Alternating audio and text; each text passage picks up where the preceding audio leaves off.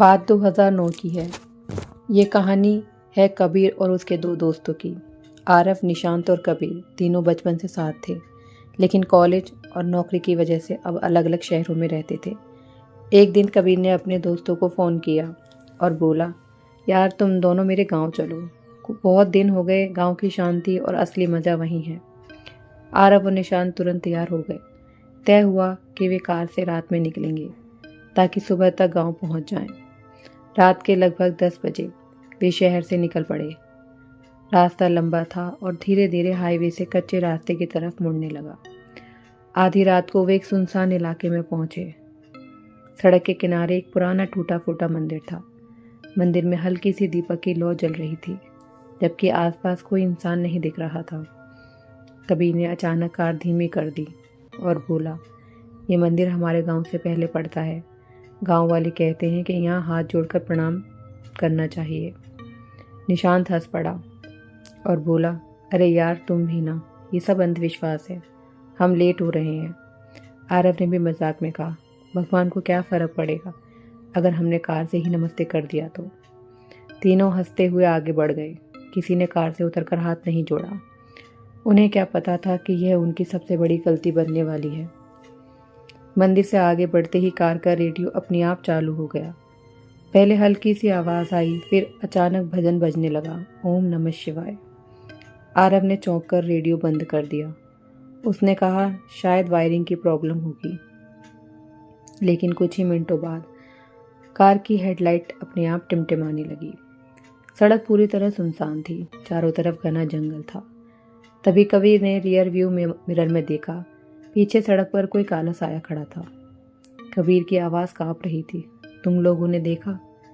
निशांत ने पीछे मुड़कर देखा, कुछ नहीं था। वह बोला, डरपोक है तू। लेकिन जैसे ही उसने मिरर से सामने देखा, उसे भी लगा जैसे सड़क के किनारे कोई सफ़ेद कपड़ों में खड़ा है। कार अचानक बंद हो गई। रात के सन्नाटे में सिर्फ झुंझुनों की आवाज़ आ रही थी। तीनों ने कार स्टार्ट करने की कोशिश की, लेकिन इंजन जवाब दे चुका था। तभी मंदिर की दिशा में घंटी की आवाज़ सुनाई दी। आरव ने घबरा कर कहा, यह मंदिर तो बहुत पीछे छूट चुका था, फिर घंटी की आवाज़ कैसे आ सकती है? अचानक कार के सामने एक औरत दिखाई दी, सफ़ेद साड़ी, लंबे खुले बाल। वह धीरे धीरे कार की तरफ बढ़ रही थी। निशान ने खिड़की बंद कर ली। ये कौन है इस सुनसान जगह पर? औरत कार के सामने बिल्कुल आकर खड़ी हो गई। उसकी आंखें पूरी तरह सफ़ेद थी। अचानक उसने बहुत धीमी आवाज़ में कहा, हाथ जोड़कर क्यों नहीं गए? तीनों के शरीर में सिरहन दौड़ गई। उन्होंने भागने की कोशिश की। कबीर ने डरते हुए कहा, हमें माफ़ कर दीजिए, हमें नहीं पता था। औरत ज़ोर से हंस पड़ी। उसकी हंसी जंगल में गूंजने लगी। पेड़ हिलने लगे जैसे तेज़ हवा चल रही हो, जबकि हवा बिल्कुल नहीं थी। अचानक कार अपने आप स्टार्ट हो गई। वह सब चिल्लाने लगे, भागो यहाँ से। कबीर ने एक्सीलरेटर दबाया। कार तेजी से आगे बढ़ी, लेकिन कुछ दूर जाने के बाद उन्हें वही मंदिर सामने दिखाई देता है। वह सब सोचते हैं, ये कैसे हो सकता है? निशांत घबरा गया। हम तो आगे बढ़ रहे थे। उन्होंने फिर रास्ता बदला, लेकिन हर बार कुछ दूर जाकर वही मंदिर सामने आ जाता। कबीर को अपनी दादी की बात याद आई। दादी कहती थी, इस मंदिर में एक पुजारी की आत्मा रहती है। सालों पहले कुछ लोगों ने मंदिर का अपमान किया था। तब से जो भी बिना प्रणाम किए यहाँ से निकलता है, उसे रास्ता नहीं मिलता। तीनों के चेहरों पर डर साफ दिख रहा था। तभी कार के अंदर अचानक ठंड पड़ गई। शीशों पर धुंध जम गई। धुंध में उंगलियों से कोई लिख रहा था, प्रणाम करो। निशांत अब पूरी तरह टूट चुका था। हमसे गलती हो गई, चलो उतरकर माफ़ी मांगते हैं। तीनों कार से उतरे, मंदिर के सामने पहुंचे। दीपक अब तेज जल रहा था। हवा में अजीब सी गंध थी। जैसे ही उन्होंने हाथ जोड़े, अचानक पीछे से एक औरत आ गई।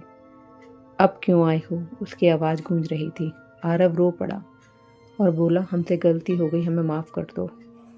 अचानक मंदिर के अंदर से एक बुजुर्ग पुजारी की छवि दिखाई दी। उसने शांत स्वर में कहा, बेटा, भक्ति डर से नहीं श्रद्धा से होती है, लेकिन अपमान का परिणाम तो भुगतना ही पड़ता है। औरत अचानक चीखने लगी। उसका चेहरा भयानक रूप ले चुका था। मंदिर की घंटियां अपने आप बजने लगी। तीनों दोस्तों ने ज़मीन पर सर झुका दिया। और कुछ सेकंड बाद सब शांत हो गया। जब उनकी आंख खुली वे कार में बैठे थे, सुबह हो चुकी थी। मंदिर शांत था, जैसे कुछ हुआ ही ना हो। कबीर ने कार स्टार्ट की। इस बार इंजन तुरंत चालू हो गया। तीनों बिना कुछ बोले गांव की तरफ चल पड़े। गांव पहुंचकर कबीर की दादी ने उन्हें देखते ही कहा, तुम लोग रात में मंदिर में बिना प्रणाम किए निकल गए थे ना? तीनों के चेहरे के रंग उड़ गए। दादी ने गंभीर स्वर में कहा, अच्छा हुआ वापस जाकर माफी मांग ली, वरना कोई भी यहाँ सही सलामत नहीं पहुंचता। उस दिन के बाद तीनों दोस्तों की जिंदगी बदल गई। अब वे किसी भी मंदिर, किसी भी पवित्र स्थान के पास से बिना सम्मान दिए नहीं गुजरते। लेकिन आज भी जब वे उस रात को याद करती हैं तो उन्हें यह सफ़ेद आंखों वाली औरत और मंदिर की गूंजती घंटियां सुनाई देती हैं। और कभी कभी रात के सन्नाटे में उनके फ़ोन पर अपने आप वही भजन बज उठता है, ओम नमः शिवाय।